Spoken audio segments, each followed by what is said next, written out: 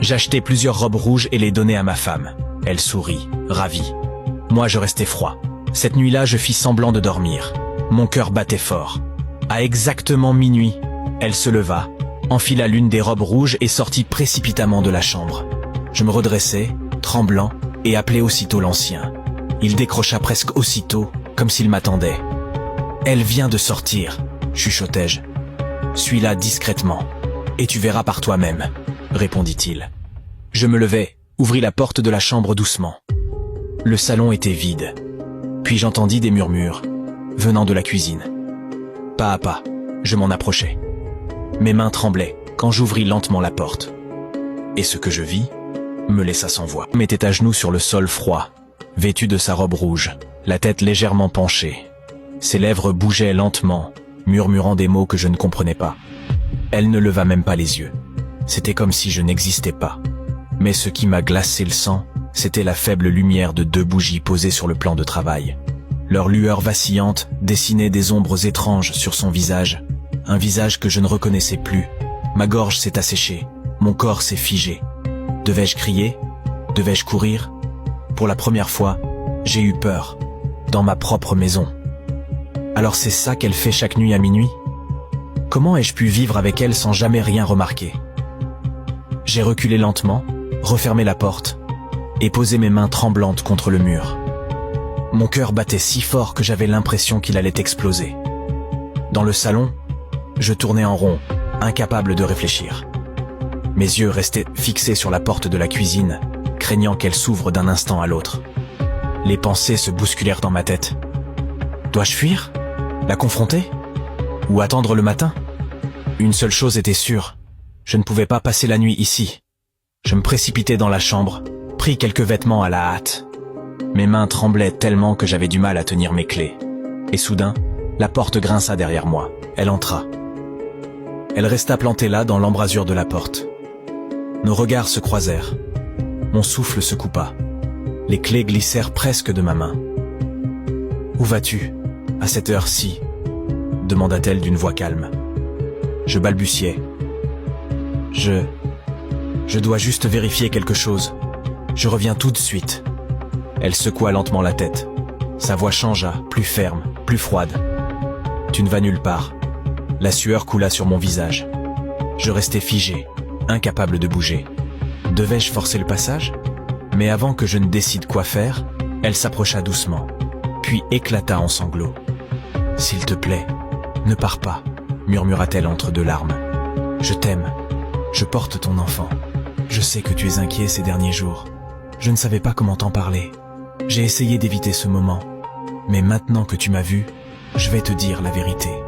Je vais te dire ce que signifie vraiment ma robe rouge à minuit. » Ses sanglots emplissèrent la pièce. Je restais immobile, partagé entre 2 choix. Fuir avant qu'elle ne m'en empêche, ou rester. Et enfin comprendre la vérité. Elle s'assit à côté de moi, les yeux encore mouillés, et dit d'une voix tremblante « Écoute-moi s'il te plaît. Peut-être qu'alors tu comprendras ce que je porte en moi depuis ma naissance, et ce que je suis devenu après la mort de ma mère. » Un silence lourd tomba dans la pièce. Je pris une grande inspiration et m'assis lentement. Mon cœur battait toujours fort, mais je devais savoir. « D'accord, » dis-je doucement. « Parle-moi. » Elle tourna la tête vers moi, les larmes coulant encore sur ses joues. Puis elle ouvrit enfin la bouche pour parler. Elle était enfin prête à parler, prête à me révéler le secret derrière cette robe rouge.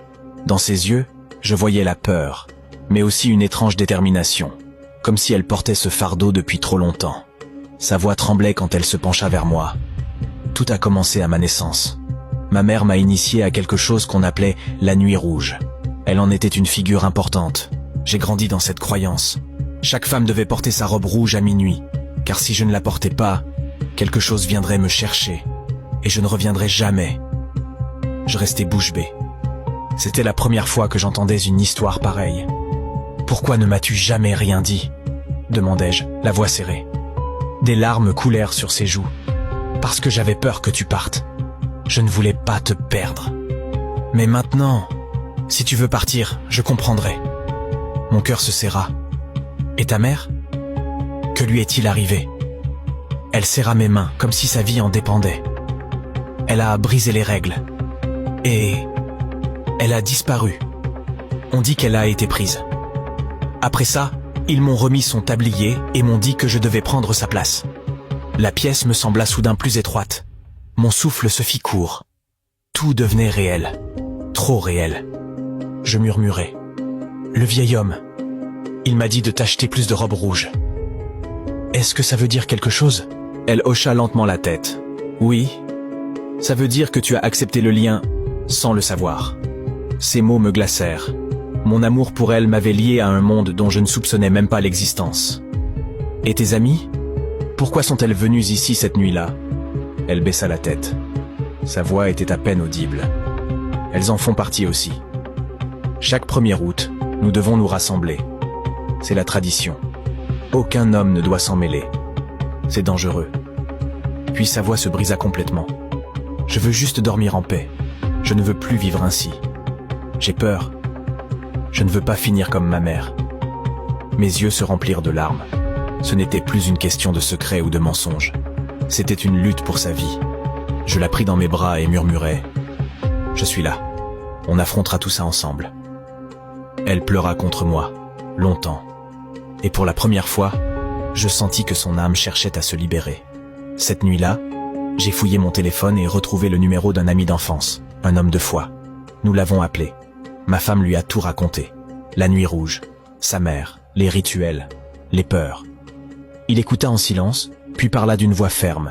Ses mots étaient lourds, mais porteurs d'espoir. Guidés par lui, cette nuit-là, nous avons tout brûlé. Les robes, les symboles, tout ce qui la liait encore à ce passé.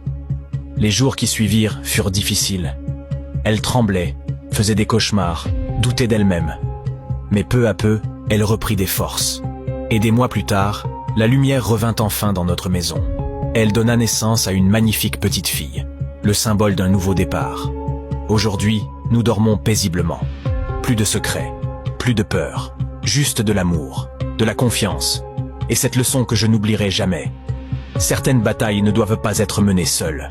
Celle-ci, nous l'avons gagnée, ensemble.